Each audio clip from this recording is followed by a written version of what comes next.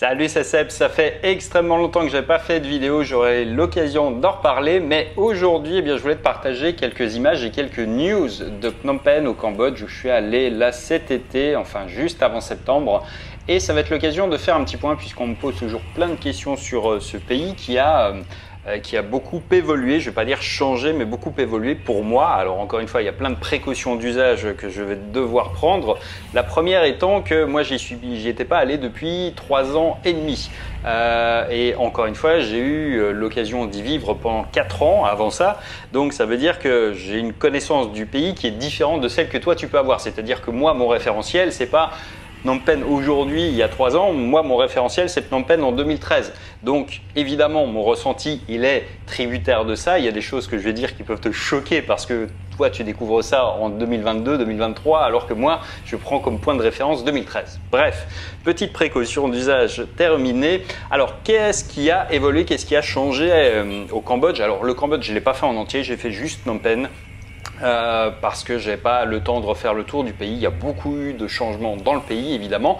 Maintenant, suite au Covid, comment est-ce qu'on rentre dans le pays? Alors, il n'y a plus de formalité particulière, si ce n'est qu'il demande un certificat de vaccination ou un test, et c'est tout. Il n'y a pas d'autres formalités.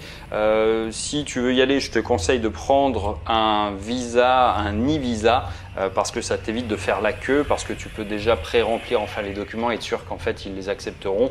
Mais bon, hormis ça, pas grand chose, si ce n'est qu'effectivement, pour moi, à mon sens, il y a plus de contrôle qu'avant, puisque je suis obligé de faire un e-visa là où avant j'arrivais les mains dans les poches, et surtout en fait je suis obligé de préparer plus de docs qu'avant. Donc évidemment le monde a changé, évidemment le Cambodge a évolué également, et comme tu le vois un peu sur les images, là c'est des images toutes fraîches de cette année de Riverside, donc de la partie qui est vraiment côté fleuve au pluriel, puisqu'on a le Tonle Sap et le Mekong à cet endroit-là qui se rejoignent, et c'est vraiment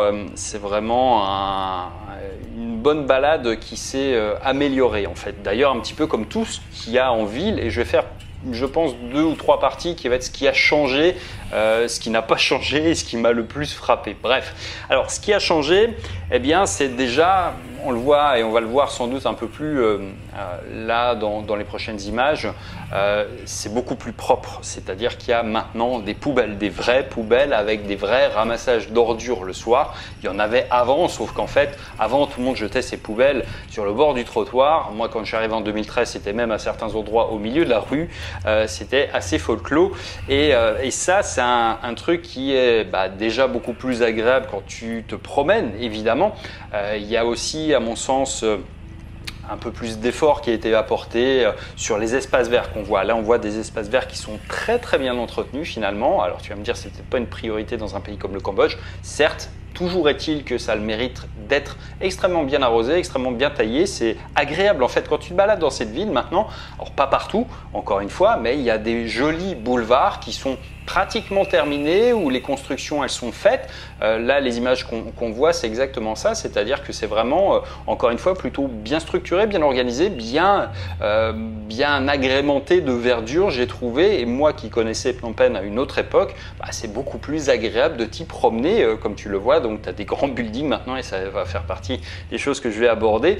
Ensuite c'est qu'il y a vraiment ce côté un peu plus fini qui n'existait pas à l'époque, qui était vraiment un chantier permanent. Là il y a vraiment des endroits où c'est terminé, où ça donne ce sentiment d'être terminé. Alors ça ne veut pas dire que l'immobilier c'est fini, loin s'en faut, loin de là, et c'est toujours un immense chantier. D'ailleurs on va voir quelques images là qui vont arriver.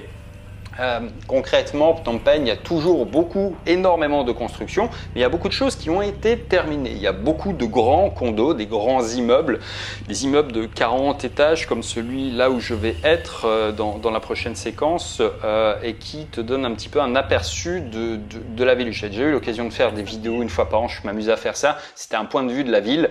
Là, on est au 40e étage d'un hôtel qui s'appelle The Bridge, qui est pas très loin de Naga World, et là, on a vraiment un point de vue sur la ville ville qui a énormément changé, encore une fois, avec des grands bâtiments modernes. Alors les finitions ne sont pas toujours à la hauteur, c'est beaucoup des groupes chinois qui construisent. Et là, on est vraiment dans un truc où tu as un point de vue qui te donne vraiment en fait à quel point Phnom Penh a changé. Moi, quand j'y suis arrivé, encore une fois en 2013, il y avait à certains endroits de la ville pas d'éclairage public le soir. Tu te baladais dans un truc qui était sombre et qui était vraiment une ville de province, quoi.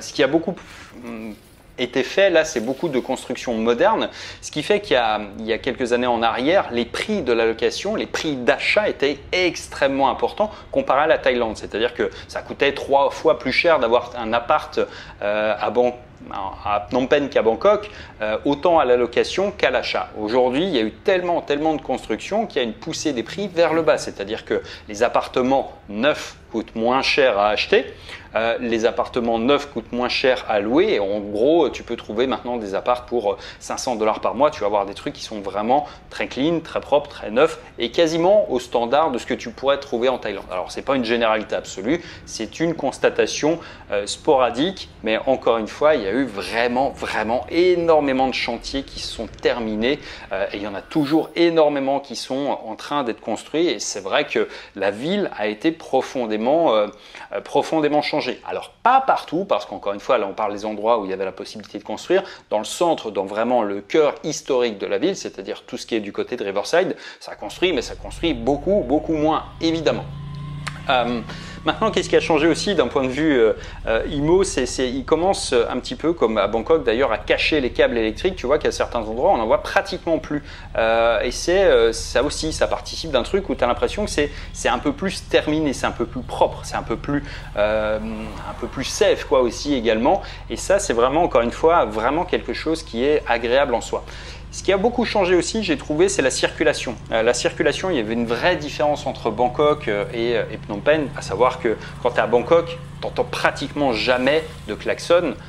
Je veux dire pratiquement, pas dire qu'il n'y en a pas, mais pratiquement jamais. Là où à Phnom Penh, c'est un peu comme au Vietnam, ça bip bip bip bip et tout le temps, quoi. Et ça s'est beaucoup calmé. Et comme tu le vois un peu sur les images aussi, cette tendance. Alors, je ne dis pas que c'est partout au Cambodge, évidemment, c'est un peu en Thaïlande, c'est la même chose. Là, tu es en ville, tu es à Phnom Penh, les gens mettent un casque. Et c'est très rare de voir des gens qui sont sans casque sur une moto à Phnom Penh, ce qui n'était évidemment pas le cas il y a quelques années en arrière, y compris les passagers d'ailleurs. C'est quelque chose qui est, tu vois sur les images, c'est assez stupéfiant de voir que vraiment tout le monde met des casques. Comment ça se fait?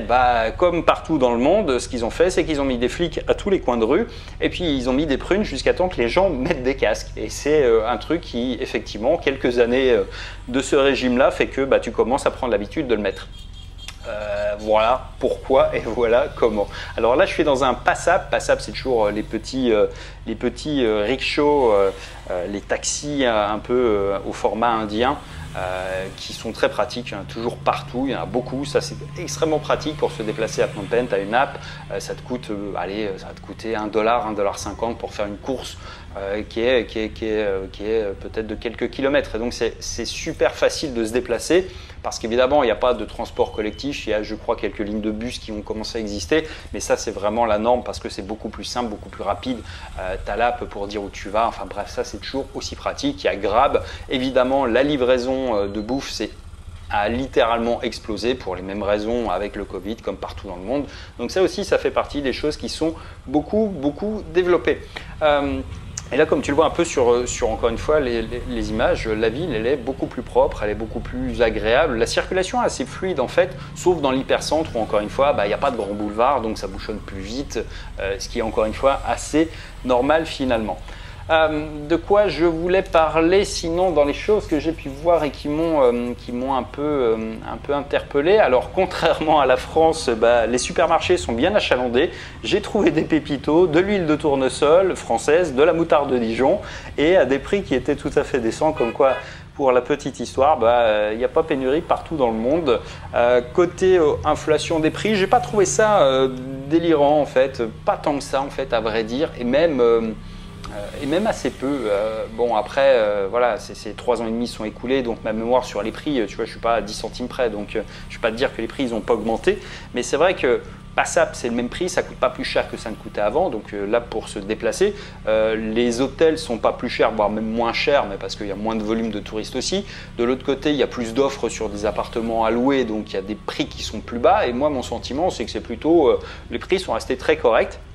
Et en fait, il y a toujours cette double monnaie qui est au Cambodge, qui est le dollar américain et le riel. Alors, ils ont imprimé en revanche beaucoup de nouveaux billets, et ce qui fait que maintenant, quand tu payes en dollars, on te rend assez souvent la monnaie en riel uniquement, et plus du tout en dollars. Moi, là, partout où je suis allé, en fait, j'ai donné des billets de 10, de 20, de 50, de 100. On m'a jamais rendu la monnaie en dollars. Bon, après, voilà, c'est pas grave en soi, d'autant qu'ils ont des nouveaux billets. Encore une fois, il y a des billets en riel qui font 50 000, je crois qu'il y a 100 000 et 200 000, donc ça fait voilà, 12,50, 25, 50 dollars en équivalent. C'est toujours la même parité. Il a arrimé, je crois, de mémoire, il n'a pas bougé. Il est toujours à peu près à 4000 et quelques riels pour un dollar.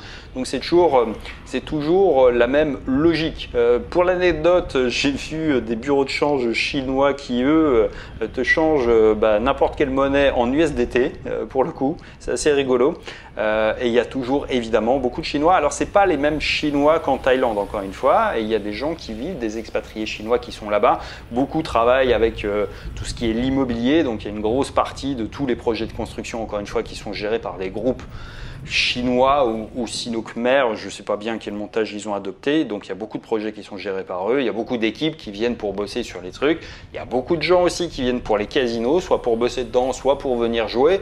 Et puis il y a tout un pan de Chinois qui gravitent dans des trucs un peu sombres et obscurs et des scams. Mais bon, bref, voilà un peu l'éventail. Mais il y a assez peu de touristes chinois en soi, dans le sens où en Thaïlande par exemple, il y a 3 ans en arrière, il y avait quasiment 20 millions de touristes chinois par an. Là, il y a un avion par semaine qui arrive de Chine. Tu vois la différence. Donc là, il y avait en Thaïlande beaucoup de touristes chinois qui étaient des gens qui venaient visiter le pays. Là, au Cambodge, pour ceux que j'ai pu voir à Phnom Penh, c'est pas pareil partout dans le pays encore une fois, mais à Phnom Penh, pour ceux que j'ai pu voir, c'était moins des touristes que des gens qui étaient plutôt installés là sur le coup et qui avaient l'air de rester à Phnom Penh. Donc toujours une grosse communauté chinoise qui est là-bas. Et puis, quoi te dire de plus? Ah oui, ici, conséquence du coup d'avoir Passap, donc les apps comme Grab, comme Passap qui te permettent de commander de la bouffe, un taxi, un truc, les tuk-tuk te foutent une paix royale, c'est-à-dire qu'avant tu pouvais pas faire un mètre sans que tu aies un tuk-tuk qui te demande où tu allais, si tu voulais aller à l'aéroport ou quoi. Là, à vrai dire, sur une semaine, j'ai dû avoir 2 tuk-tuk qui m'ont demandé quelque chose, quoi. Et c'est vraiment, ça m'a surpris, ce qui est encore une fois plutôt positif, hein. J'imagine c'est plus agréable à la fois pour eux, parce qu'en fait maintenant ils n'ont plus qu'à attendre et de répondre aux demandes des clients potentiels. Et puis de l'autre côté, c'est plus simple aussi, et plus simple, et plus sain aussi, et plus reposant pour les touristes, quoi. Donc c'est plutôt bien pour ça aussi. Alors, en revanche, qu'est-ce qui n'a pas changé au Cambodge? J'ai envie de te dire, il reste quand même quelques trucs qui sont le bruit. Le bruit, alors la circulation, elle est mieux, donc il y a moins de bruit évidemment. Les gens utilisent moins le klaxon. Mais tu vois que là, sur les images, on est en train de se rapprocher du centre-ville. Donc là, ça commence à ralentir.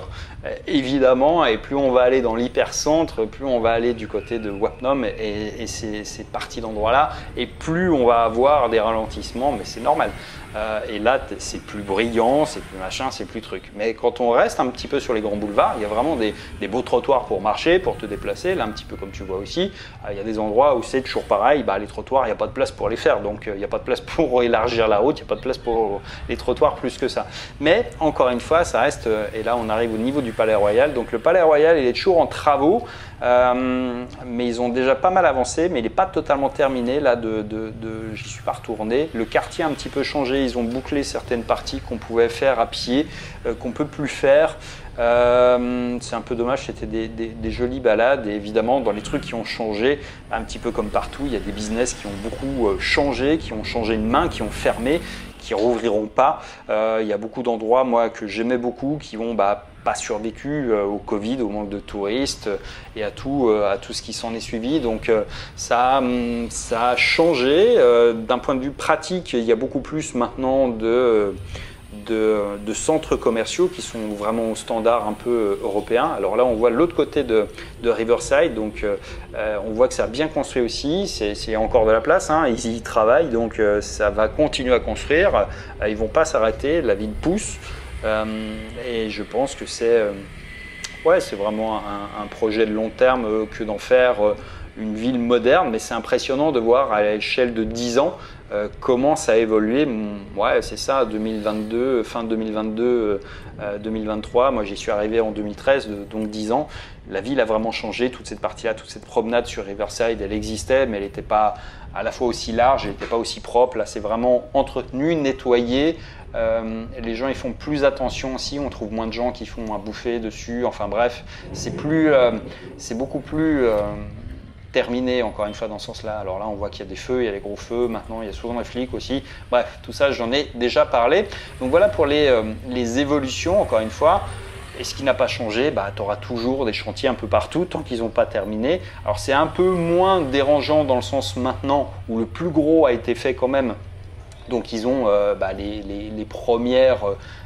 les premiers endroits, ceux qui sont les plus agréables, ils ont été déjà traités entre guillemets, dans le sens où ils ont construit ce qu'ils pouvaient construire. Maintenant, comme toujours, les premiers terrains ont été occupés, donc là ils se déportent un peu plus loin. Donc c'est pas terminé, loin de là, mais ça a quand même bien avancé sur la plupart des zones qui sont celles où tu te déplaces, quoi. Donc voilà un petit peu sur cette partie-là. Là, on arrive dans la partie hypercentre, donc là, c'est pas moderne de la même manière du tout. C'est pas le même trafic, c'est pas là on va trouver les marchés avec la bouffe dehors, parce que ça se fait toujours évidemment. Hein, ça se fait toujours en Thaïlande, à certains endroits aussi d'ailleurs. Et tu vois que ça n'a pas beaucoup changé sur cette partie-là, si ce n'est encore une fois que c'est plus propre, c'est plus ouais, t'as un peu moins de gens qui se garent un peu n'importe où, comme ils sentent, comme ils veulent. Donc c'est vraiment, encore une fois, plus structuré. Voilà, on va dire ça comme ça. Maintenant, qu'est-ce qui a le plus changé, ce qui m'a le plus frappé? Je dirais que c'est un petit peu comme partout. Et encore une fois, ça ne veut pas dire que c'est valable partout au Cambodge. La réalité, c'est que c'est souvent vrai dans les grandes villes en général.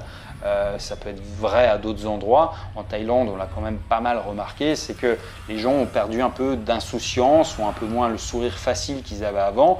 Et ça, c'est un truc qu'on retrouve aussi au Cambodge. Alors, au Cambodge, tu vois aussi sur les images, il y a encore beaucoup qui portent le masque et ça n'aide pas effectivement à avoir le sourire, dans le sens où tu ne le vois pas forcément. Mais tu sens que les gens sont moins légers, ils sont moins enclins naturellement à aller sourire, discuter. Enfin, il y avait vraiment une vraie différence entre la Thaïlande et le Cambodge là-dessus. Je l'ai moins ressenti. Je ne dis pas qu'elle n'existe plus, hein, elle existe toujours, mais on sent qu'ils ont souffert. Et encore une fois, c'est un truc qui est vrai à Phnom Penh, pas partout à Phnom Penh, pas partout au Cambodge. Au Cambodge où je suis allé, je ne vais pas te dire que j'ai une étude exhaustive sur le truc, c'est juste un ressenti que je te donne sur le principe. Mais encore une fois, entendons-nous bien, c'est moins qu'avant, mais ça ne veut pas dire que ça n'existe plus. Et encore une fois, mes propres référentiels ne sont pas les tiens. C'est-à-dire que toi, tu vas trouver les Khmers, si tu n'es jamais venu, extrêmement souriant, extrêmement agréable, extrêmement machin, parce que tu n'as pas de point de référence. Moi, j'en ai un qui est plus ancien que le tien. Et donc, à une autre époque, c'était différent. C'est tout ce que je dis. Comme l'immobilier, pour toi, ça peut paraître toujours très en chantier, alors que pour moi, je vais dire que c'est fini ou sinon bien avancé parce que je l'ai vu à une autre époque.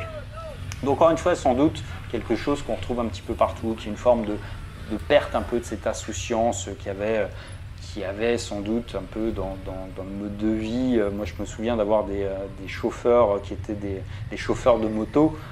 Tu vois, c'est quand ils avaient fait quelques dollars, ils se faisaient une sieste sur la moto, directement couché sur la moto.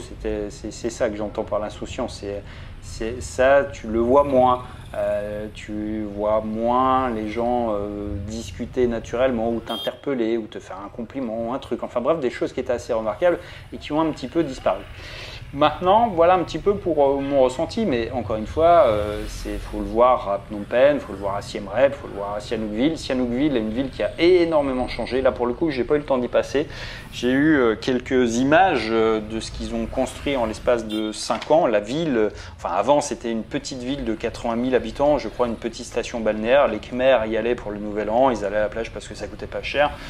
Maintenant, c'est une ville casino, avec des condos, avec des 2x4 voies. Les images que j'ai pu en voir, ça m'a fait beaucoup penser à la Thaïlande à certains endroits, effectivement.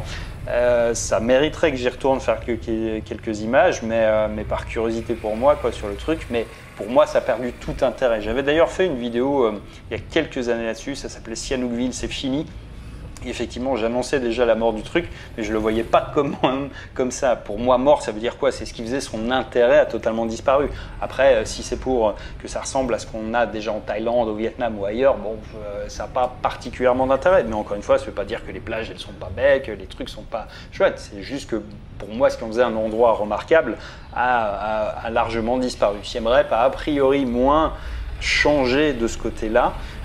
Kep, je ne peux pas te dire, mais toujours est-il que pour ceux qui se posent la question, est-ce que c'est intéressant d'aller au Cambodge aujourd'hui? Ouais, ça l'est clairement. C'est sans doute, il y a un moindre décalage vis-à-vis de l'Occident, mais sans doute un peu toujours, évidemment, mais moins par rapport à la Thaïlande. Alors évidemment, il y a toujours un décalage. Bangkok, c'est Bangkok, Phnom Penh, ça restera Phnom Penh, mais on voit que ça commence à converger sur ces aspects-là. Après, la campagne Khmer, c'est un autre monde, évidemment, et ça ne présume pas du truc de voir Phnom Penh, mais en substance, vraiment ce que moi j'en retiens, c'est que la ville, elle est beaucoup plus agréable, justement, pour toutes les raisons que j'ai pu donner, le côté plus moderne, le côté plus fini, le côté plus propre, enfin, tu vois, c'est des trucs qui semblent couler de source, mais encore une fois, c'est des choses qui participent à l'ambiance un peu que tu peux avoir dans la ville. Et tu vois, quand tu te balades le soir, quand tu as des beaux boulevards qui sont éclairés, voilà, c'est agréable de te faire un tour en ville et puis d'aller manger quelque part. Donc évidemment, c'est pas parfait, évidemment, c'est pas fini. Je dis juste que ça a beaucoup évolué, qu'il y a des choses qui sont vraiment beaucoup plus agréables que ça ne l'était avant. Et encore une fois, est-ce que c'est intéressant d'y aller? Oui, c'est intéressant d'y aller, ne serait-ce que parce que voilà, c'est un joli pays, les gens sont toujours agréables, adorables à certains endroits. Et puis tu l'as vu, si tu as vu un petit peu la vue de la ville, c'est quand même quelque chose qui se développe vite, bien, qui évolue. Voilà. Après, encore une fois, ce que t'aimes ou ce que t'aimes pas, là pour le coup, j'en sais rien. Moi, en tout cas, ça m'a pas donné envie de réhabiter au Cambodge ou à Phnom Penh, du moins. Ça m'a redonné envie d'y retourner dans les prochains mois. Pourquoi j'étais pas allé avant? Parce que emploi du temps. Et puis après, il y a eu 2 ans et demi de blackout. Quasiment, on n'a pas fait grand-chose. Où c'est pas que tu pouvais pas sortir et bouger, c'est que c'était compliqué de farcir des dossiers d'assurance, des tests pour aller passer une semaine au Cambodge. Je voyais pas trop l'intérêt, donc je l'ai différé. Et le temps passe vite après ça derrière. Donc du coup, voilà pourquoi aussi longtemps. Mais est-ce que j'y retournerai bientôt? Oui, si on peut toujours voyager comme je l'ai fait là, et ouais, je ferai sans doute un tour un peu plus large du pays. J'irai sans doute pas forcément à nouveau à Phnom Penh, mais beaucoup plus sur la côte et puis à Siem Reap, parce que j'ai pas encore eu le temps de voir comment ça va évoluer. Mais bref, voilà pour cette vidéo j'allais dire rétrospective, mais non, d'update sur le Cambodge au 2022 et après 3 ans d'absence, ce qui a changé.